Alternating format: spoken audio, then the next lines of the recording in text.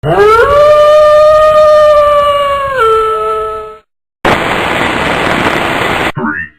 two, one, initiate.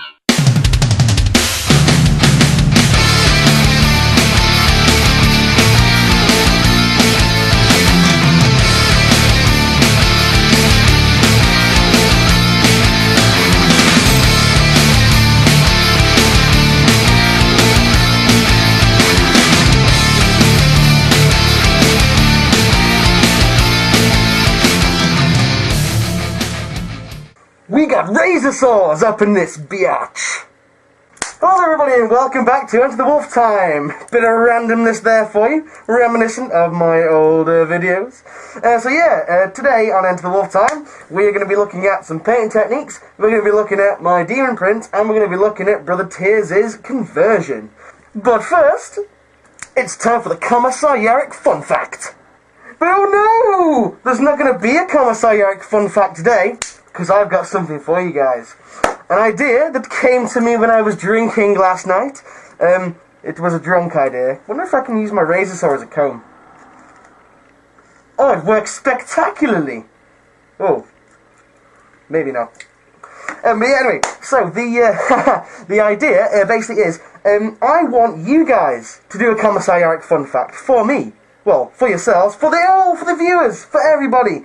And I'm going to feature it on my show. So what I want you guys to do, I want you guys to make a commissariatic fun fact, or find one out, record yourself doing it, and send them to this email address.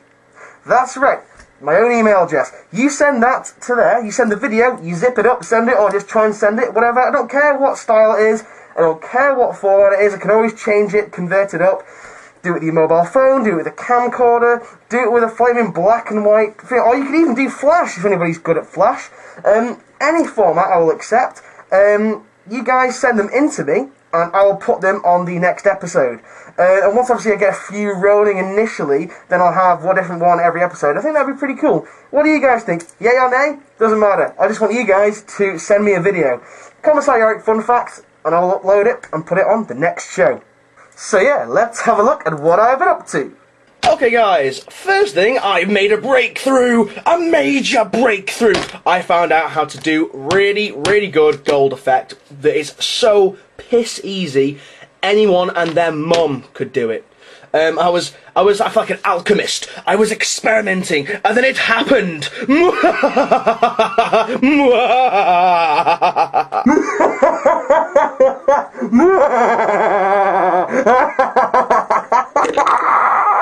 So yes, now that the maniacal, malicious laughter is over, I will show you guys, I will share with you guys my secret.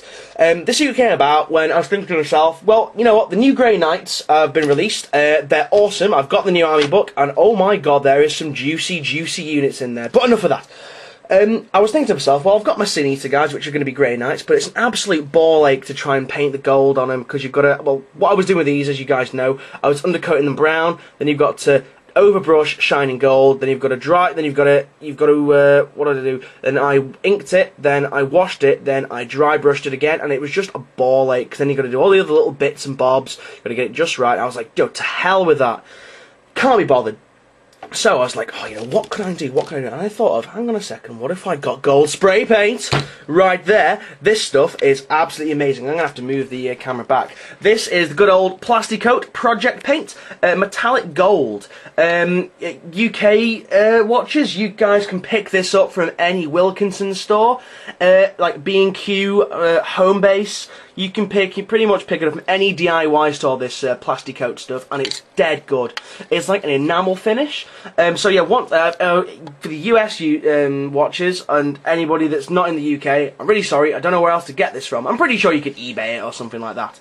So yeah, this Plasticoat gold stuff is brilliant. Ooh, made a hole. That's when I dropped it when I was in the store, in my excitement of finding it. So yeah, you guys can get this, and it's really good. What you do, you spray it directly onto the miniature. You don't have to prime it or anything like that, and it should, let me just move the camera forward again, and it should end up looking like this. Very very vivid gold. Excuse the bits of speckliness here. This isn't actually part of the paint. This is when I was well, I was flicking about with chestnut ink and it went on it. But you get a very, very bright, vivid gold. And I actually nearly blinded myself out in the garden because it is so nice. It is so nice and sunny outside. Nice blue skies, and the sun was reflecting off it. Yeah, turned it into a mirror, and I nearly got blind. Nearly got blinded, whatever, doesn't matter. So yeah, you do that. Once it's done like that, you put then a wash. You be really liberal this. You put a wash of, guess what else?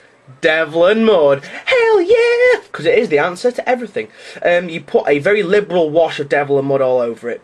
Then what I actually did, I put chestnut ink over it, which is this old school pot of chestnut ink. Like you can get the this from like the Vallejo colours and stuff like that. I think it's called the same thing as well.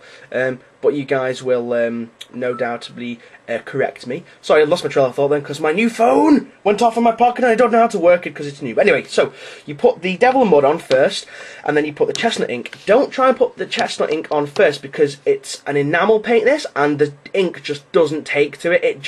It's like when you get water on your windows in your car and you roll your car windows down and then when you roll them back up it kind of pulls, all the molecules pull together. It does the same thing on that. So you've got to put the Devil Mud on it first because that dulls it down and then the chestnut ink over the top of that once it's dried.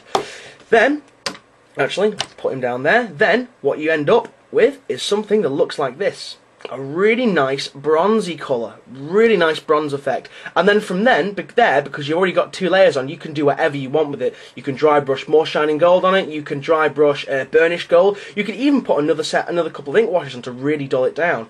But it's a big difference from bright and shiny to dull and dingy. Whoa, fuzzy camera right there. As you can see, picks out a lot more detail. So that is how I found gold, how to do a really, really good gold effect.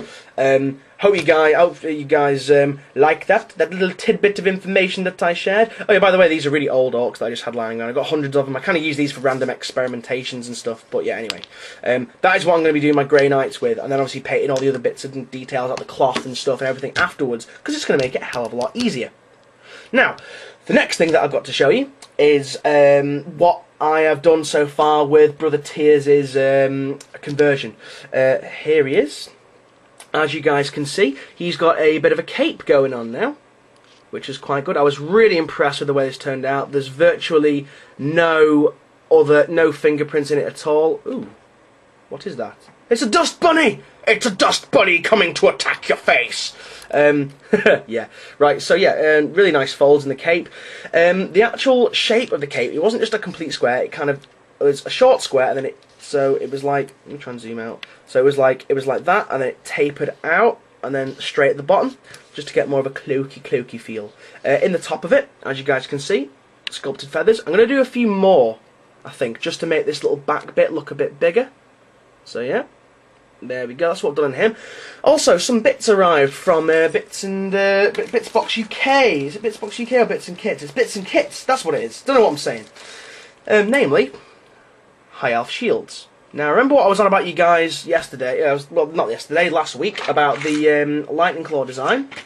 Well, I'm going to show you guys now, if I could find the piece. Where's it gone? Here it is. Right, so, what I've done, let me just move in closer. Let it focus. So I've done a clip the Lightning Claws off it. This is going to get tidied up, of course, but I just wanted to show you guys, just so you have a better idea. Here's the shield. I'm going to have it like that. So he's basically just got 2 big, pointy blades of death, which I'm going to obviously get rid of the wooden effect on the back and stuff like that and tidy it all up, but it's going to look really cool. My idea for this actually was when I was watching Full Metal Alchemist, which is an awesome anime. If you guys watch anime, you should watch Full Metal Alchemist and then Full Metal Alchemist Brotherhood. It's really good. But for those of you who don't know Full Metal Alchemist, basically there's an alchemist in it called Edward, and he's got a mechanical arm called Automail. And what he can do, he can transmute a blade on it, basically, puts his hands together, and he goes and transmute part of his arm into this big blade, which looks a lot like that shape. So that's where I got the idea from. So it's going to be like that, and it's going to look totally badass, especially when it's all painted up like a powery power weapon colour. A powery power weapon? What is going on? A powery power weapon. God. But yeah, so that is what I've done so far. Tell me what you guys think in the comments down below. Now, the pièce de résistance for you this episode is the Demon Prince of Nurgly Goodness, or Nurgly Nurgleness, whatever you prefer. I have him here. Started painting him, and this is what I've done so far. As you can see, rotten to the core, looks proper dirty, proper dirty. This, oh my god, this was such a ball ache to do. I had to, well, it took me an hour to fully base coat it. Well, I sprayed it black and then base coated it with, I don't know where the paint is. I think I base coated it with, it was a foundation, base coated with Narlock Green. Or that actually just looks like Arlock Green because the paint has dripped on it. Then I dry brushed it. No, sorry, no, I didn't dry brush it. Aha, I'm getting ahead of myself then. I inked it. Again, inks, not washes, actual proper inks. I used dark green ink, which is this one here, which is a very nice colour, and actually you can see the effect of it actually on the lower portion here, which gives like a really wet, slimy look, which is fantastic for Nurgle. Then after that, I dry brush with Catachan Green, then dry brush with a mixture of Catachan Green, Narlock Green, and Skull White, and gradually built up until I was just dry brushing with bleached bone. So that's how I got that main effect on there. For the sack, the ball sack, the scrotumville on his back, that was just painted with, I can't remember, that was it, Rotting Flesh with Devil and Mud over the top of it. I'm going to go over that with chestnut ink as well, just to make it look really slimy and stuff. The face was dry brushed with like some like red colours because I wanted to make him look like he had like a really sore looking eye because it's bulging out of his skull. I'll do that. It looks quite sore there. Painted the pupil in. The actual eye is just blood red with red ink, and then the pupil is just painted over with black. But as you can see, he looks very sore, very painful, like got a rash or something. Maybe you should get some calamine lotion. I don't quite know. But yeah, down here. This is the guts. Actually, let's look at his arm first. This, again, was just the same technique I said before, and then just started making the colours go outwards in like a pinky, reddy, purpley colour, just to look really sore, because it looks nasty, that does. Really nasty. Now, the guts were painted Warlock Purple, mixed with Skull White, like a really pinkish tone. Then I Leviathan Purple ink washed them, and then whilst that was still drying, I put red ink on there just to make it look a bit gooey and a bit gloopy. And again, just dry brushed a bit of red over here to make him look really sore.